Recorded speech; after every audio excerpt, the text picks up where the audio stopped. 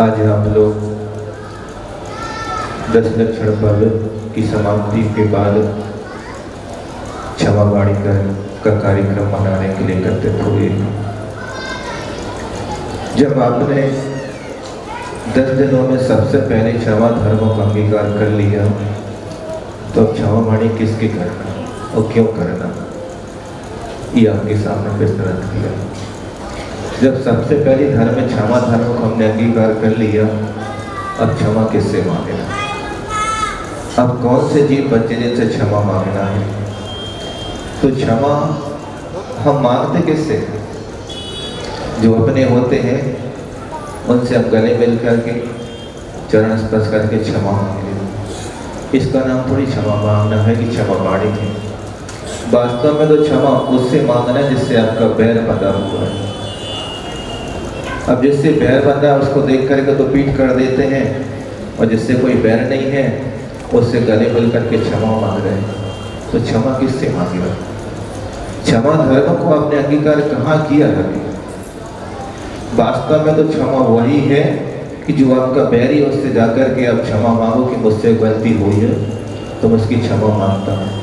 जब तो माने कि वास्तव में आज आपने क्षमा धर्म को अंगीकार किया, क्षमा वाणी मनाकर अपना जीवन हमने धन्य किया। लेकिन क्षमा उनसे नहीं मांगते, उनसे तो हम और वैर बांध करके चलते हैं कि तुमने हमारे साथ ऐसा किया था, अब देखो और आगे क्या होता है। होता कि नहीं होता है ना? तो क्षमा किससे मांगनी है? जिससे हमारा बैर है सबसे पहले उससे क्षमा मांगना। क्योंकि एक पत्ती सुनी थी, एक पढ़ी थी कि जिंदगी एक रंगमंच है, इसे रणमंच मत बनाओ।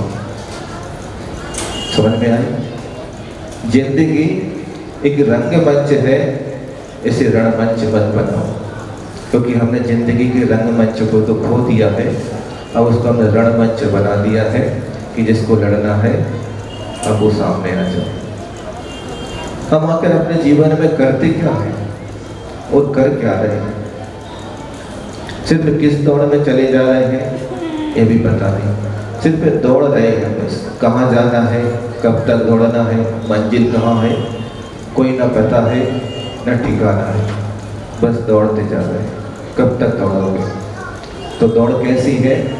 ऐसे कोलू का बैल होता है, उसकी दोनों आंखों पर पट्टी बांध दो, उसको कोलू में लगा दो, वो दिन भर घूमता है गोल गोल, और जब शाम को आंखें खोलते हैं तो उसको लगता कि मैंने बहुत चल लिया, आज तो बहुत यात्रा कर ली। लेकिन जब पट्टी खुलती है और देखता है कि मैं जहाँ से चला था वहीं तो खड़ा हूँ। हमने यात्रा करी तो, लेकिन कौन सी यात्रा करी आपने? कहीं उस बैल की तरह हमारी यात्रा तो नहीं हो रही, उस बैल की तरह हमारा जीवन तो नहीं है कि आँख पर पट्टी बांध करके हम चल रहे हैं और कह रहे हैं कि हम यात्रा कर रहे हैं। क्योंकि आप लोगों ने प्रदूषण पर्व मनाए, अच्छे से मनाए, लेकिन एक बात का दुख पर हमेशा रहेगा और हो सकता आगे वो बना रहे, क्योंकि बहुत मुश्किल है इसको सुधारना, लेकिन सुधारना तो पड़ेगा। क्योंकि आज यहाँ पर सभी ग्रुप के सदस्य बैठे हैं और बूढ़े बुजुर्ग बैठे हैं। जब आज से 10 या 15 साल पहले क्षमा वाणी के कार्यक्रम होते थे और 10 लक्षण पर्व में जो कार्यक्रम होते थे वो कौन से कार्यक्रम होते थे और आज कौन से कार्यक्रम हो रहे हैं? है किसी के पास जवाब? क्योंकि आप लोग सब वृद्ध हैं और सबने देखा है कार्यक्रम कैसे होते, क्या क्या कार्यक्रम चला रहे हैं आप। क्योंकि यहाँ पर सभी ग्रुप के सदस्य बैठे होंगे, कुछ महिलाएं भी होंगी। कहा जाता कि प्रदूषण पर्व में सांस्कृतिक कार्यक्रम होते हैं जिनसे बच्चों को कुछ सीख मिलती है, कुछ अपने जीवन में वो 1 साल तक याद रखते हैं। और कौन से कार्यक्रम होते हैं और हम बच्चों को क्या सिखा रहे हैं? क्योंकि अभी कुछ संचालक महोदय सम्मान करने के लिए कह रहे थे कि संगीत के साथ बहुत अच्छा तंबू खिलाएगा महिलाओं के द्वारा। बताओ कौन से आगम में लिखा है कि धार्मिक मंच पर धार्मिक जुआ होगा? सीधी सीधी बात कहें तो ये होती है। कौन सा धर्म कराते आप? कौन सा खेल बच्चों को खिलाते? क्या सिखा रहे आप? मेरी बात बुरी लग सकती है क्योंकि क्षमा वाणी का दिन है, मैं क्षमा मांग लूँगा, क्योंकि बात कड़वी है और सच है, तो इसको अंगीकार तो आपको करना ही पड़ेगा।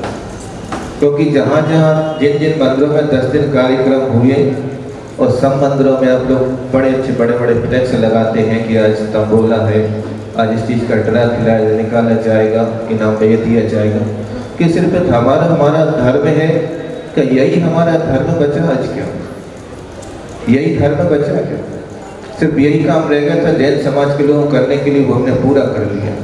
अब बच्चों में आप कौन से संस्कार दोगे, कौन से संस्कृति बताओगे, कौन से सांस्कृतिक कार्यक्रम उनसे करने के लिए करोगे?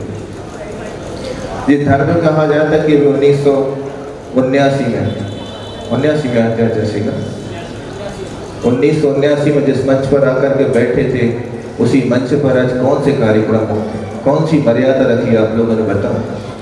कि जो आज कहते कि वर्तमान आज वर्तमान साक्षात तो नहीं, लेकिन आचार्य विद्यासागर जो वर्तमान से कम नहीं है, ऐसे को अपना गुरु मानते हैं।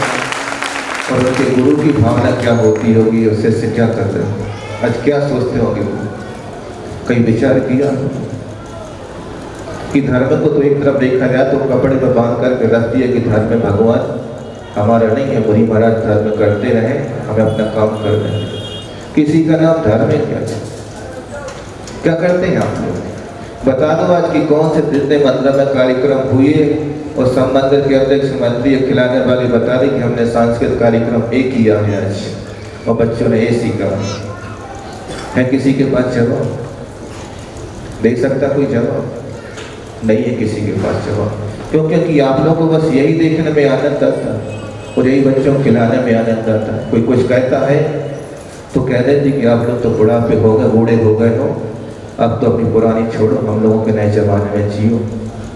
क्योंकि नया जमाना आ गया है। तो नया जमाना कैसा आया है? क्योंकि कल के दिन आप भी बूढ़े हो गए, चिंता मत करना, कल आपके बच्चे भी यही कहेंगे कि बब्बा अब तुम देखो, हम दिखा रहे तुम्हें क्या होता है, क्या धर्म होता है। क्योंकि संस्कार और संस्कृति दोनों आपको संभालनी है, तो दोनों को कैसे रखना है ये आप लोग को सोचना और विचार कर लेना। क्योंकि सबसे ज़्यादा सोचने का विचार करें तो माता बहनें करें, क्योंकि सबसे ज़्यादा बिगाड़ने वाली होती तो बच्चों को माँ होती है, और सुधारने वाली होती है तो माँ होती है। क्यों होती है? क्योंकि पिता तो अपने कर्तव्य करने के लिए दुकान या सर्विस आदि नौकरी करते वो चले जाते हैं, दिन भर घर पर कौन रहता है? माँ रहती है या भाई रहती है? कौन रहती है? जब माँ रहती तो माँ का कर्तव्य क्या है बताओ आपको, कि बच्चों को क्या संस्कार देना, उनको कैसे बढ़ाना, कैसे धर्म सिखाना। कभी आपने उनसे कहा कि मंदिर जाओ, कि अभिषेक करो? कभी नहीं कहा। क्योंकि देखते हैं कि जब बच्चे कार्यक्रम हो रहा था उस दिन वहाँ पर, तो हर बच्चे के हाथ में एक पेन था और एक गुलाबी कलर का इतना सा कागज था, 1 बाई 1 का। पूछे कहाँ जा रहे? बोले आज अपनी लाठी देखते हैं, जो पैसा लगाया उसका देखते आज मुझे क्या मिलता है। और आप लोग कितने अच्छे से कहते कि जाओ बेटा बहुत अच्छा काम करने जा रहे हो। कौन सा काम वो करना चाह रहे हैं? किसी ने पूछा तो कह दिया कि महाराज इसके माध्यम से हम गौशाला के लिए पैसा इकट्ठा करते हैं। ये कौन सा धर्म है? किसके लिए कर रहे हैं आप चीज़ें? और आपने जो पैसा गौशाला तो क्या मिलेगा आपके लिए? आपने सिखाया क्या बच्चों के लिए? कि बच्चों को इतना सिखाया कि जुआ खेलो, उनको पैसा है तो गौशाला में लगा दो। यही होता है धर्म। कौन सा धर्म आखिर आप बच्चों को सिखा रहे हैं? कौन सी संस्कृति हम उनको पढ़ा रहे हैं? कि सोचो कि जब रामचंद्र जी ने 14 वर्ष वनवास में बिताए थे तब उनके साथ कौन था? सिर्फ 3 प्राणी थे बस, रामचंद्र जी, लक्ष्मण और सीता जी। सोचो कि जिन्होंने जंगल में रहकर के अपना जीवन शुद्ध शाकाहार भूता अपने धर्म के संस्कार को रखकर व्यतीत किया था, आप तो आपके पास सब सुविधाएं हैं, और अपने बच्चों को क्या सिखा रहे हैं और हम क्या सीख रहे हैं? करो उनको याद, हनुमान जी को याद करो, उनका जीवन देखो कैसा उनका चरित्र था। आज लोग सब हनुमान के नाम से पूछते हैं, सब भक्त बने, लेकिन हनुमान जैसे काम भी तो करके दिखाओ कि उन्होंने क्या क्या कार्य किया। सिर्फ हम नाम के लिए तो सब कुछ करते हैं, करते कि नहीं करते? कि राम ने हनुमान जैसे भक्त बन के दिखाओ कि सीना फाड़ दिया था कि देखो भगवान तो मेरे अंदर बैठे हैं, आप अपना सीना फाड़ के दिखाओ, कौन बैठा, किसके आप भक्त हो। सीना ठोक के कहते कि हम इनके भक्त, इनके मानने वाले हैं, लेकिन कहते कि हम बाप को तो मानते हैं, लेकिन बाप की अवज्ञा को, क्योंकि हम तो सीधे बुंदेलखंडी बोलने वाले होते हैं, क्योंकि बुंदेलखंड में जन्म लिया है। तो हमें तो यही सिखाया जाता था कि जब बाप को मानते हो तो बाप की बात भी माना करो, ये तो अपने बाप का नाम लेना छोड़ देना, क्योंकि तुम बाप की मानते नहीं हो, अपने तुम्हें करना है। तो हमें कुछ ऐसा करके जाओ कि आगे आने वाली पीढ़ी आपको याद रखे कि समाज में ऐसे कार्य होते थे और बच्चे ऐसे होते थे कि धर्म के संस्कारों को लेकर के आगे बढ़ते थे। कितने आगे बढ़ना है, पंचम काल के अंतिम समय तक जाना है धर्म, कैसे जाएंगे आपके लिए। और अगर स्थिति बनी रही तो आगे कुछ ही सालों में सब कुछ समाप्त हो जाएगा। इन संस्कारों को आप बचा के रखें और आप कुछ करें, क्योंकि समय अपने पास कम है, आप लोगों के पास बहुत समय है और कुछ बड़े महाराज जी को भी सुनना है। सुनना कि नहीं सुनना? सुनना है तो पहले कड़वी दवाई दे दें कि मीठी दे दें? पहले थोड़ी सी नीम खा लो, फिर बाद में महाराज जी शक्कर खिला दें। जो बात बुरी लगी होगी, बात से सबको, हर व्यक्ति को बुरी लगी कि महाराज आप ऐसा क्यों बोल रहे हैं, इसलिए बोलना पड़ रहा है। बोलना नहीं चाहते थे, कि सोच रहे थे कि ना बोलें, लेकिन बोलना पड़ा। क्यों बोलना पड़ा? क्योंकि हमारा धर्म जो कहता, क्या कह रहा है धर्म, देखा जाए तो धर्म सिर्फ जैन धर्म नहीं करता, सनातन धर्म भी कहता है कि जब देखो साक्षात जब कौरव और पांडवों में जुआ खेला था, क्या बोलते, चौसर बोलते, क्या हुआ था, कुछ क्या बचा था पांडवों के पास। भले उन्होंने अनीति से किया था कौरवों ने, लेकिन सब कुछ चला गया था। कुछ बचा था क्या? कुछ नहीं बचा था। कि जो अनीति और अधर्म से उन्होंने खेल तो लिया, लेकिन जीत किसकी हुई थी? अंत में आकर धर्म की जीत हुई थी, जिनके धर्मराज युधिष्ठिर के नाम से सब जानते हैं। तो हम कौन से धर्म को जीवित रखना चाहते हैं? दुर्योधन के धर्म को जीवित रखना चाहते हैं या धर्मराज युधिष्ठिर के धर्म को जीवित रखना चाहते हैं? कौन सा धर्म जीवित रखना, ये आप लोग देख लेना। अगर आप लोग चाहते कि धर्मराज युधिष्ठिर का धर्म जीवित रहे, तो धर्म को आप स्वयं को बचाना, कोई दूसरा नहीं बचाएगा, ना कोई बाहर का कोई बचाने वाला है। क्योंकि आज प्रथम नागरिक को आप लोग बोलते हैं, को क्या बोलते हैं आप लोग? नगर पालिका अध्यक्ष। तो अध्यक्ष मुखिया का अर्थ क्या होता है? मुखिया किसको कहते हैं? मुखिया देखा जाए तो एक पूरे गुना जगह को, एक गुना को चलाने वाली वो पार्षद एक अध्यक्ष है। तो उनको भी ध्यान रखना कि हमारे नगर में कोई ऐसे कार्य नहीं होने चाहिए जो भगवान के नाम पर कलंक लगा है। मतलब हम इसका नहीं करेंगे, वो समझ जाएंगे कि हमारे नगर की या हमारे जिले की शोभा होती है तो किस चीज़ से होती है। तो उन चीज़ों पर कम से कम इतनी पाबंदी तो हो कि वो हो, मानते कि उसके बिना काम नहीं चलता। लेकिन ये सारी चीज़ें होती थी तो पहले नगर के बाहर होती थी, नगर के बाहर रहे, जिनको आवश्यक हो नगर के बाहर जाए, क्योंकि मानते कि उसके बिना आज लोगों का चलता नहीं है। तो कम से कम उन नगर के बीच नगरों में सबको अलग करके बाहर करें तो और अच्छा रहेगा। आप समझ रहे होंगे। अब फिर भी हम खोल देते हैं, सीधी सीधी कहते हैं कि मद्यपान और मांस की जो दुकानें देखा जाए तो बीच नगरों में आ गई है। कम से कम उनको जो सरकार के जो आंकड़े हैं, जो सरकार की व्यवस्था, जो नियम कानून बनाए गए हैं, उन कानून को आप पढ़ने न लिखा है कि इनके लिए पूरा एक कांच का शोकेस होना चाहिए, उस पर पर्दा होना चाहिए कि बाहर की चीज़ दिखनी नहीं चाहिए कि अंदर क्या हो रहा है। ये सरकार के नियम कानून में लिखा है पूरा। और कहाँ होने चाहिए? जो गांव के बाहर होने चाहिए, लेकिन आज नगर के बीचों बीच तो खुले रोड के किनारे चल रहा है काम। तो इनको आपको ध्यान रखना है।